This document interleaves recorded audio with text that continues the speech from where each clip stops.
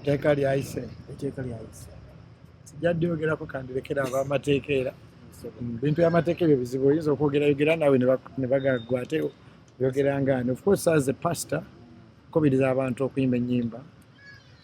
Waliwo ennyimba ezimu nga oba okubaweerera ddala bayinza obagamba bayimbe ezitakola ki kati I'm a winner, I'll never be a loser. Ziri ne balema kuzimba ku stage. Waliwo ennyimba nnyingi ze balina ezitali ziwemula. So as a pastor ng'omuntu ayagala abantu era nange sinza kuwagira luyimba lukola ki luwemula mba siruwagira, but those are my brothers and I'm sure balina ennyimba nnyingi nnyo ezitakola ki ezitawemula.